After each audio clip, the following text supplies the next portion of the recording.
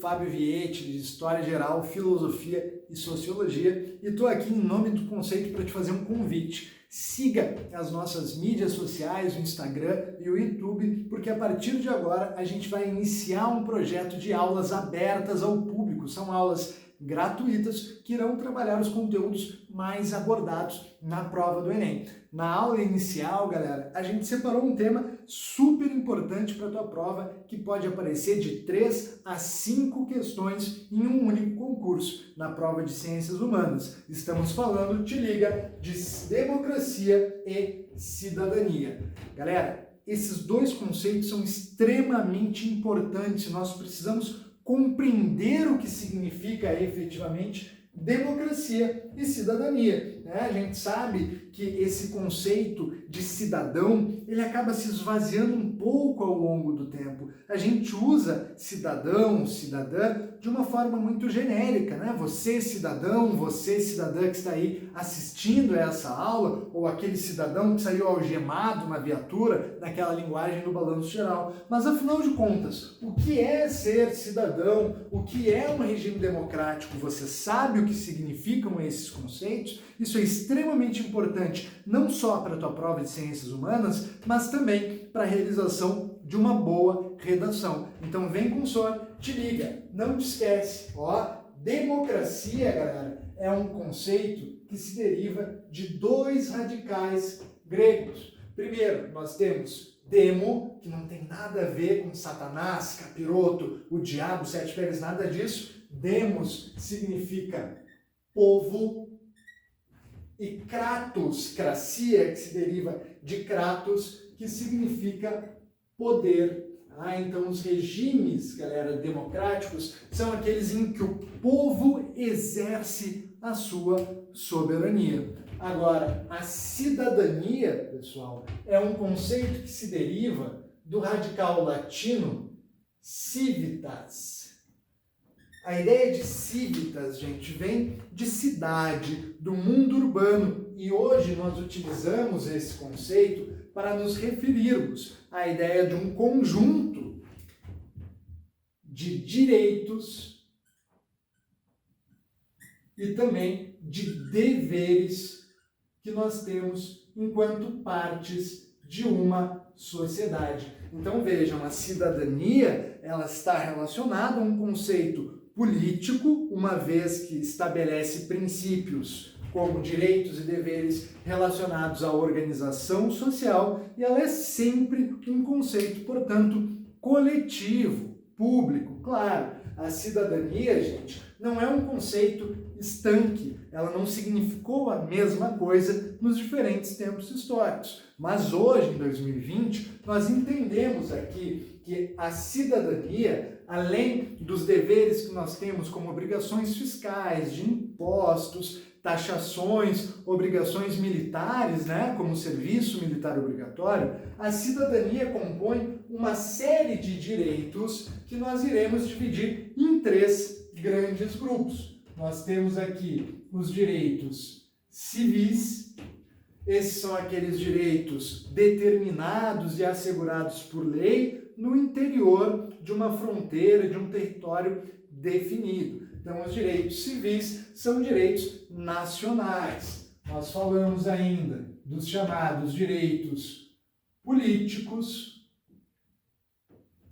direitos de livre manifestação da opinião política, direito de ser candidato, de candidatar-se, direito ao voto, claro, naturalmente, e também o direito de organização político-partidária. E, por fim, nós temos o terceiro e muito importante grupo desses direitos, que são os direitos sociais. Direitos esses que estão relacionados aqui à saúde, à educação, ao lazer, aqui no caso do Brasil. Então nós temos aqui os direitos civis, os direitos políticos e os direitos sociais que estão associados ao princípio da cidadania. Agora, será, galera, que sempre foi assim? A cidadania nasce estabelecendo princípios sociais, políticos e civis. A democracia sempre foi o poder ao conjunto maior e absoluto da população? Ora, É evidente que não. Então a gente precisa aqui, e nós faremos uma breve, uma rápida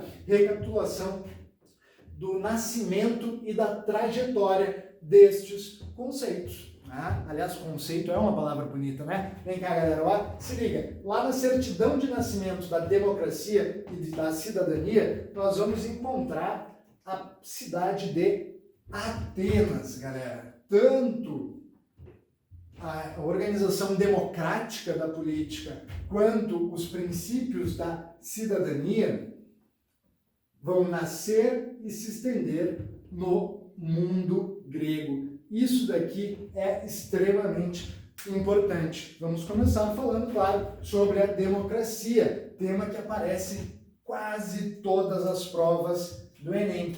Galera, dentro do mundo grego, a democracia ela tinha características que são distintas, que são diferentes da nossa atual democracia. Te liga, anota aí no caderno que isso vai cair na tua prova. Olha só, a democracia grega, galera, vamos botar aqui em vermelho, ó, para deixar um destaque bem legal. Ela é uma democracia direta. Isso é muito importante. Ao contrário da nossa democracia contemporânea, em que nós temos a representação dos nossos interesses através de políticos, isso é, a gente vota, a gente elege vereadores, deputados, senadores, que pelo menos em teoria, né, a gente sabe disso, em teoria representam os nossos interesses nos espaços de deliberação política. Assim é hoje. No mundo grego, não. No mundo grego não havia esse princípio de democracia representativa. A democracia ela era direta, o que significa que todos os cidadãos tinham o direito de representarem-se a si próprios nas instituições de deliberação política, como a ágora, que seria a praça central, e fundamentalmente a eclésia, a Assembleia Popular. Agora pensa comigo, olha só que tri. Esse regime de organização democrática, onde eu próprio vou lá na Assembleia e dou minha opinião, voto para determinar alguma situação que eu quero, que eu acho que seria melhor, isso é maravilhoso. Agora pensa comigo, será que a gente poderia fazer isso no Brasil? Eu acho que não, senhor, porque o brasileiro ele é muito burro. Nem pensar, senhor. O brasileiro aqui, o brasileiro não gosta de política, ele gosta de futebol, samba e caipirinha. Eu gosto dessas coisas também. Mas te liga, criatura, não tem nada a ver com o brasileiro ser mais ou menos participativo, do brasileiro ser mais ou menos inteligente. O brasileiro ele não poderia efetivamente se organizar através de uma democracia direta por um motivo fundamental. Pensem no tamanho do Brasil, o número de cidadãos que nós temos no Brasil. São centenas de milhões de cidadãos. Imaginem, calculem vocês aí, a gente debatendo diretamente com todos os cidadãos tendo direito a tempo de fala, podendo se expressar livremente, num debate com um assunto que seja um pouco polêmico, como, por exemplo, a legalização ou não da maconha. A gente ia ficar 500 anos e não ia sair do lugar. Então por que os gregos, galera, conseguiam se organizar através de uma democracia direta? Porque além de ser direta, essa era uma democracia exclusiva. Uma democracia exclusiva porque ela exclui a maior parte dos habitantes. Ela é uma democracia exclusiva. Se imagina que mais de 90% dos habitantes de Atenas, galera, eram excluídos do direito de cidadania. Show de bola? Aqui, gente, nós temos que entender um princípio fundamental, que é uma diferença muito importante. A gente não pode confundir habitante e cidadão. Olha só, vou te dar um exemplo para te nunca mais esquecer disso. Tem um habitante de Porto Alegre que é uma figura detestável, um homem horrível, eu particularmente detesto. Chama-se Nicolas Andrés D'Alessandro, o famoso D'Alessandro. Eu odeio o D'Alessandro. O D'Alessandro, gente, ele é um habitante de Porto Alegre, sim ou não? Sim. Mas ele é cidadão? aqui em Porto Alegre? Ele tem direitos políticos aqui em Porto Alegre? Não. Então ele é habitante, mas não é cidadão. Por quê? Porque ele não nasceu aqui no Brasil. Aí um critério fundamental para ser considerado cidadão é o critério de nascimento, né? Então você nasce no Brasil, você tem direito à cidadania brasileira. Claro que há ainda a possibilidade de naturalização. Então vamos ver agora quais eram os critérios da democracia grega que excluíam até 90% dessa população. Galera, a democracia grega, olhem só, ela era exclusiva, ela era atribuída apenas a homens, as mulheres estavam excluídas do debate, excluídas da vida pública, excluídas da política. As mulheres ficavam restritas apenas ao mundo privado, perfeito? Além de homens, os indivíduos deveriam ser livres, claro, escravizados, eram considerados mercadorias, portanto não tinham o direito à participação política, não eram considerados cidadãos. Nós temos aqui a exigência da maioridade, os homens têm que ser maiores de idade para receber o direito à cidadania, e ainda, galera, eles precisam ser filhos de pai e mãe atenienses. Isso daqui também extremamente importante. Vejam que aqui, galera, não existem critérios censitários. Em nenhum momento se diz que apenas um homem rico tem o direito à cidadania em Atenas. Não, é preciso ser homem, maior de idade, livre e ter pai e mãe nascido em Atenas. Show de bola? Foi pro coração, galera. Isso daqui é extremamente importante. Esses elementos caem e caem muito nas provas do Enem. Então anota no caderno que isso daqui vai ser uma questão da tua prova. Certo? Então, galera, outra questão importante a respeito da democracia e da cidadania grega serão os princípios desta democracia. Os princípios ou os direitos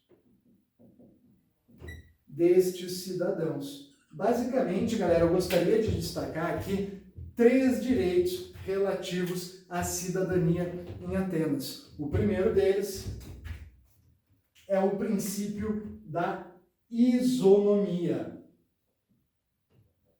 Galera, iso é um radical que significa igual, igualdade. Nomos, nomia, diz respeito à lei, às normas. Então, quando eu falo em isonomia, estamos nos referindo aqui à igualdade de leis ao conjunto de cidadãos. Então, as leis são iguais para todos aqueles que são considerados cidadãos. Um segundo princípio também muito importante é o princípio da isocracia.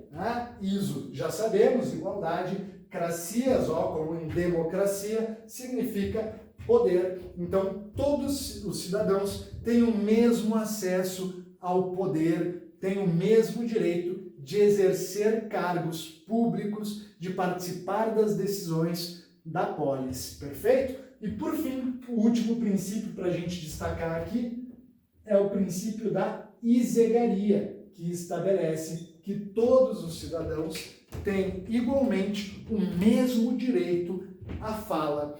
Todos os cidadãos atenienses têm garantido o direito à livre manifestação na vida política. Galera, para a gente encerrar essa breve aula sobre democracia e cidadania, é importante ainda nós lembrarmos de um momento chave na construção histórica do significado de cidadania. Isso vai acontecer, galera, basicamente ao longo da construção do mundo moderno.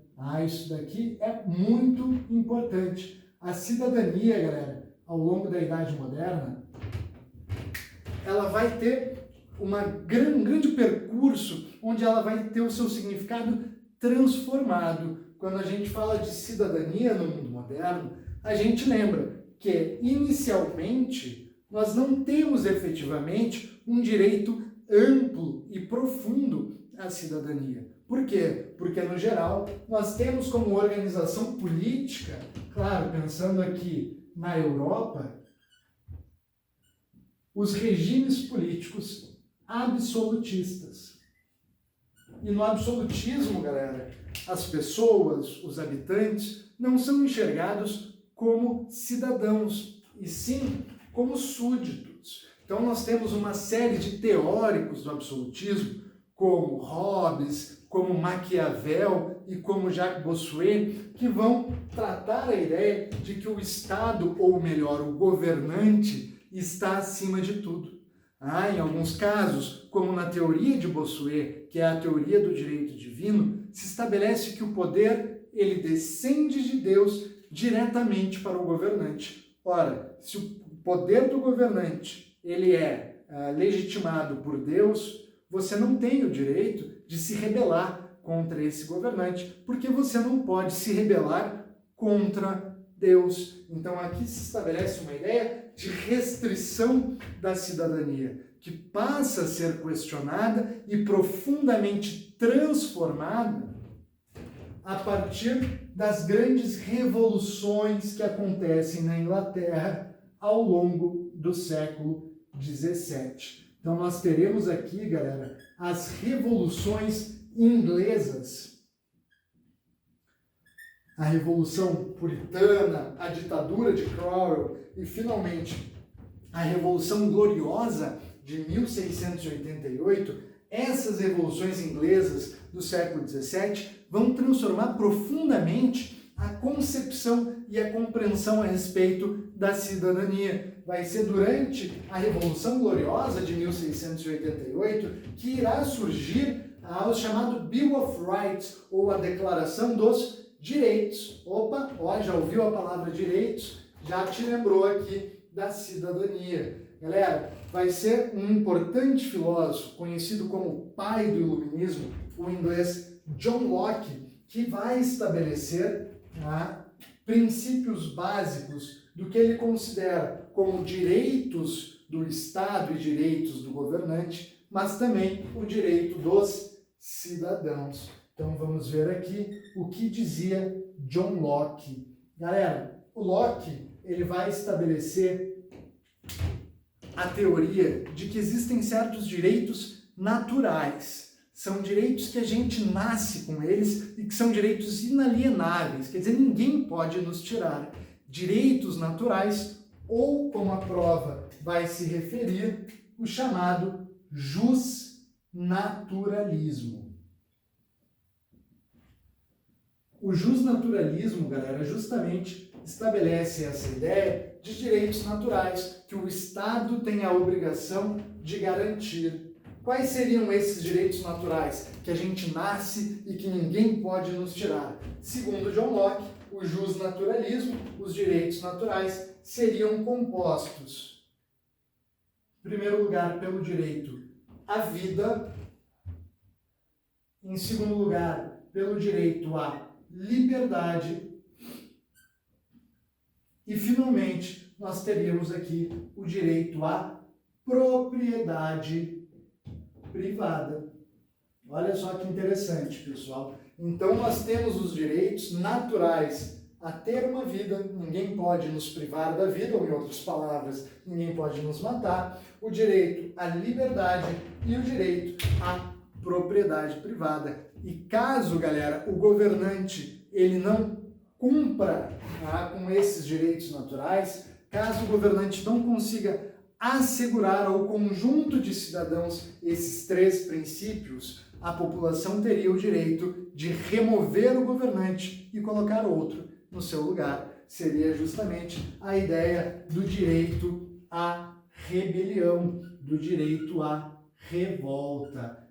Então, uma vez que o governante não assegura os princípios básicos pelo qual o Estado foi organizado, segundo John Locke, o Estado surge justamente para observar esses princípios. Se o governante não consegue cumpri-los, nós teríamos o direito à rebelião. Isso aqui é extremamente importante. Então vejam, galera, aqui já se estabelece o quê? Mais do que simplesmente direitos políticos, a gente está falando também de direitos civis, né? Como o direito à liberdade, o direito à propriedade.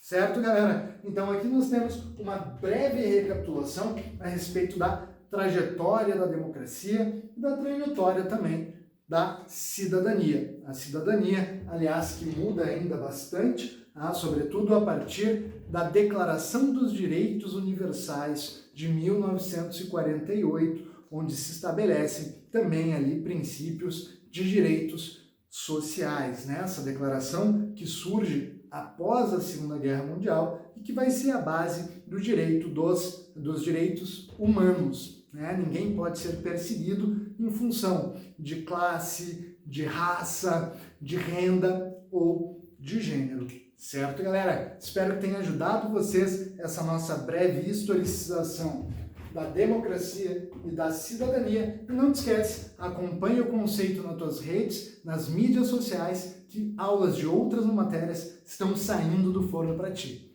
Beijo do Sor e até uma próxima.